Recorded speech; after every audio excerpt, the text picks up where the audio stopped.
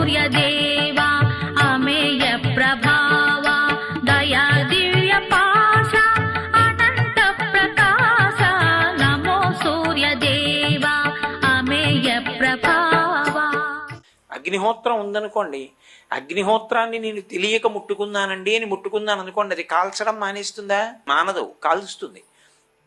అలాగే బీజాక్షరములతో కూడుకున్నటువంటి స్తోత్రములు, అగస్త్య మహర్షి వంటి మహాపురుషులు చేసినటువంటి ఉపదేశములు ఏ ఉంటాయో వాటిని అర్థం తెలియకపోయినా కూడా జాగ్రత్తగా చదువుకున్నంత మాత్రం చేత, అందులో శ్లోక రూప మంత్రములకు ఉండేటటువంటి విశేషమేమి అంటే వాటికి స్వరం ఉండదు. మామూలుగా మంత్రం ఉందనుకోండి, వేదంలో మంత్రం ఉంటే దానికి స్వరం ఉంటుంది. కానీ శ్లోక రూపమైనటువంటి మంత్రాన్ని మీరు ఎంత అందంగా చదవగలిగితే అంత అందం వస్తుంది అంతే దానికి. అలా చదివినటువంటి కారణం చేత అనుగ్రహం వచ్చేస్తుందంతే. అందుకే ఆదిత్య హృదయం యొక్క అర్థం తెలుసుకుని చదివితే మనసు రమించిపోతుంది. దాని చేత విశేషమైనటువంటి ఫలితం. ఒకవేళ అర్థం తెలియకపోయినా ఇబ్బంది ఉండదు. అది చదువుకున్నంత మాత్రం చేత దాని విస్ఫోటన శక్తిని అది ప్రసారం చేసేస్తుంది. శబ్దమునందు అటువంటి శక్తిని నిక్షేపిస్తారు. అందుకే దేవీ భాగవతంలో ఐం అన్న బీజాక్షరాన్ని తెలిసి కానీ తెలియక కానీ పలికినంత మాత్రం చేత మూర్ఖుడైనటువంటి ఒక వ్యక్తి గొప్ప విద్వాంసుడైపోతాడు. బీజాక్షరాన్ని పలికేటప్పుడు నువ్వు దాని అర్థం తెలిసి పలికావా తెలియక పలికావాతో సంబంధం ఉండదు. పలికినంత మాత్రం చేత దాని యొక్క అనుగ్రహం ఉంటుంది. ఉపదేశములు అర్థం చేసుకుని ఆచరణాత్మకం చేసుకోవడం వల్ల ప్రయోజనం ఉంటుంది. కాబట్టి ఇప్పుడు గురువుగారు చేసినటువంటి ఉపదేశం దేని కొరకు? ఉత్తర క్షణంలో అవతల రావణాసురుడు సంహరింపబడడానికి కావలసినటువంటి శక్తి ఏది ఉందో అది సూర్యుడి నుండి రావాలి. కాబట్టి ఇప్పుడు ఆ సూర్య సంబంధమైనటువంటి సమస్త జ్ఞానముతో కలిపి 31 శ్లోకముల సమాహారంగా ఉపదేశం చేస్తున్నాడు. యుద్ధభూమిలో ఉన్నాడు రామచంద్రమూర్తి. యుద్ధభూమిలో ఉన్నాడు కాబట్టి అంత యుద్ధం చేస్తుంటే ఇప్పుడు ఇది అవసరమా, అంత అవసరమా అన్న ఆలోచన అసలు శిష్యుడికి రానేకూడదు.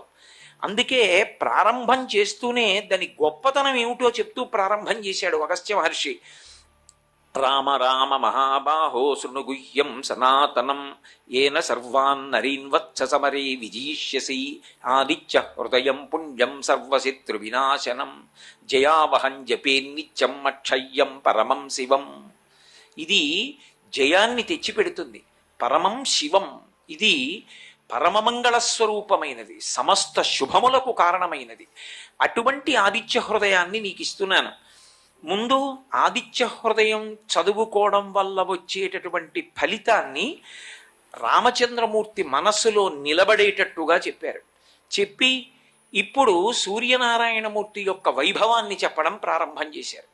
ఆ చెప్పడంలో ఆదిత్య హృదయానికి అంత శక్తి ఎందుకు వచ్చిందంటే, అన్నిటిలోకి గొప్పదేది అంటే యజుర్వేదం. వేదమంతా గొప్పదే, కానీ వేదములంతటికీ సారాంశమేది అంటే పంచాక్షరీ మహామంత్రం. పంచాక్షరీ మహామంత్రం చాలా చాలా గొప్పది కాబట్టే దాన్ని దాచడం యజుర్వేదంలో దాచారు. మళ్ళీ యజుర్వేదంలో ఎక్కడ దాచాలి? శ్రీరుద్రంలో దాచారు. శ్రీరుద్రంలో ఎక్కడ దాచాలి? మధ్యలో ఉన్నటువంటి అష్టమానువాకంలో దాచారు. యజుర్వేదాన్ని మధ్యలో పెట్టి వేదత్రయీ కనుక ఇటు ఋగ్వేదాన్ని అటు సామవేదాన్ని కాపు పెట్టారు. మధ్యలో కోట యజుర్వేదం.